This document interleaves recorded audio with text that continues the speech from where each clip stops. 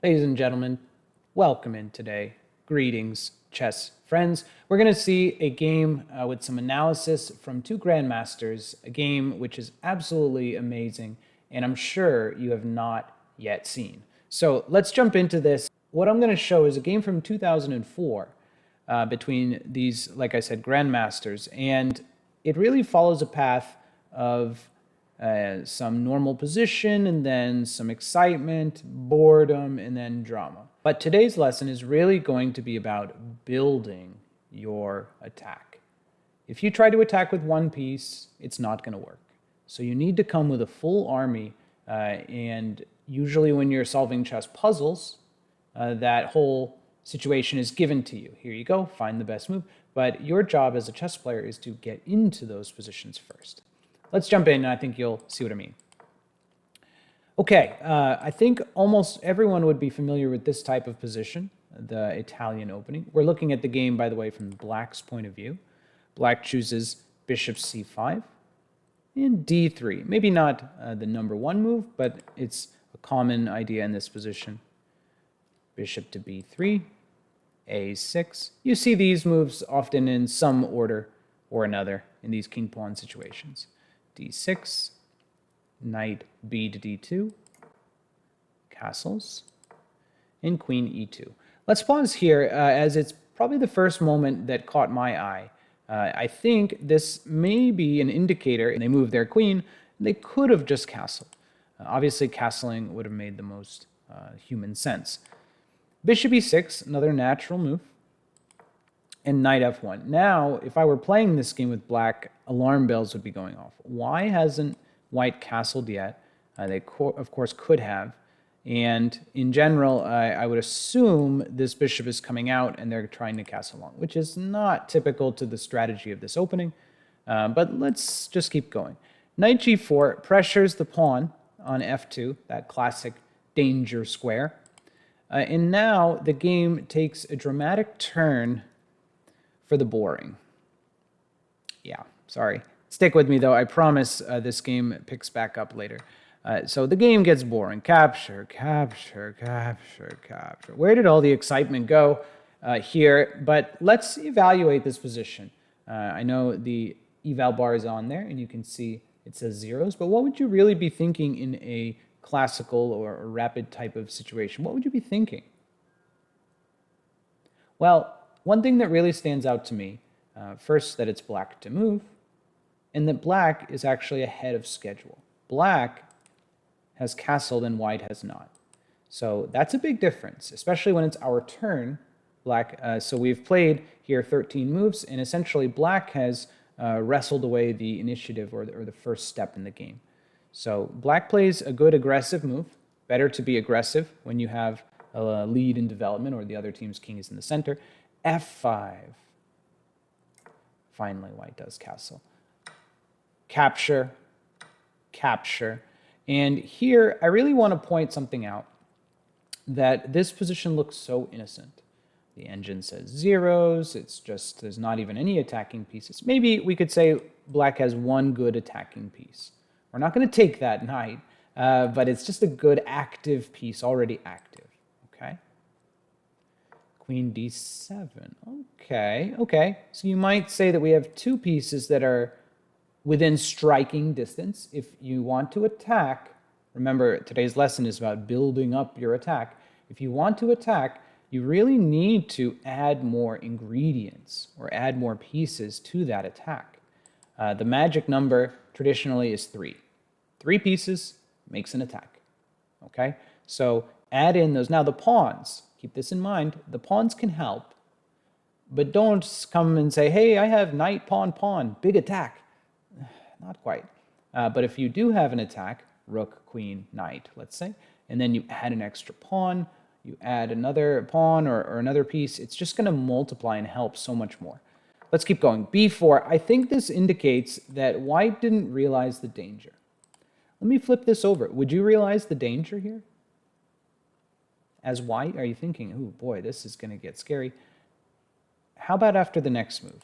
As white, Would you recognize the danger? Well, this one should send the shockwave through the situation, because you know this knight isn't going backwards without a reason. We're coming here and likely coming here.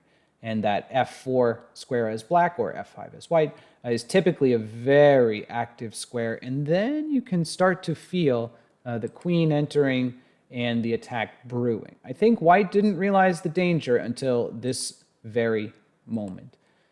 Knight d2. You can start to feel now he starts playing moves like f3, g3, and curling up a bit. Engine still giving equal. No one has really made any type of mistake in this game.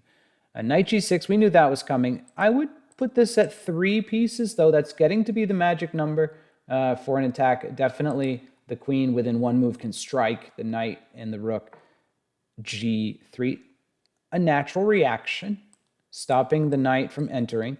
But that does cause a little bit of gap around the king. Those weaknesses can be exploited. And the next move, notice rook f6, looking to double the rooks, perhaps maybe move this rook over one day. Good attacking move.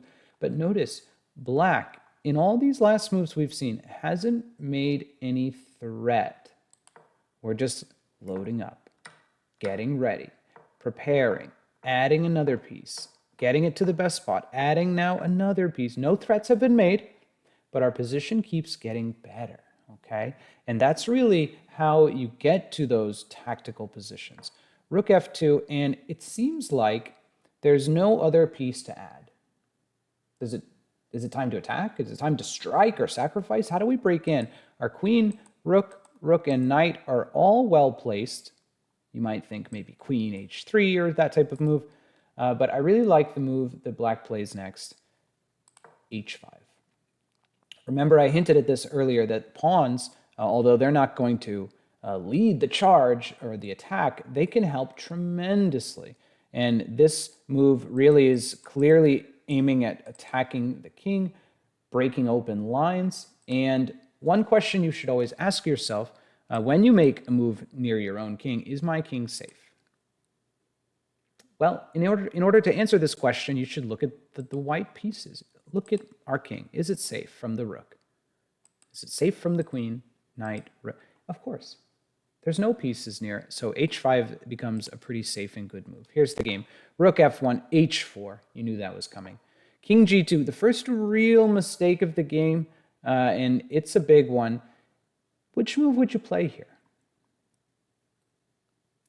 Would you play pawn push to h3, capture on g3, or a different move? Interesting here, but he correctly plays h takes g3. Playing h3, although tempting, you really just close down the roads wherever they go. King g1, king h1. The roads are closed here. You're going to have to sacrifice a piece in order to get in, whereas h takes really opens a road. And you can see that actually will come into play. Here's the game.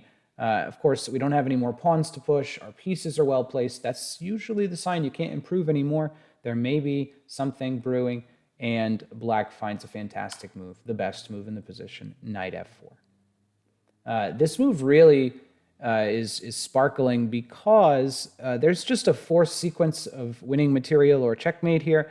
But if the king ever even just moves, actually the best move, we're really invading. You can see the rook lift could be very helpful going to either square. And this one's just over. Actually, that was the best option. But here, white captures. Pay no attention to the bar. There it goes. White captures, and this actually sets off a chain of events which leads to black winning. Fantastic. If you want to test your skills, pause it here, but I'm going to keep going. Rook g6. I know it's tempting to play pawn takes, and we'll likely just move the queen, but that doesn't really do as much. Rook g6, king h1, that provides a little shelter because here rook can block, but no matter. Queen h3 check. The only move is rook h2. And this pesky knight, again, guarding that rook, otherwise that would be mate. It feels like white's defenses have worked, have won. here, but actually black uncorks a fantastic sacrifice, and that starts with the move queen takes h2.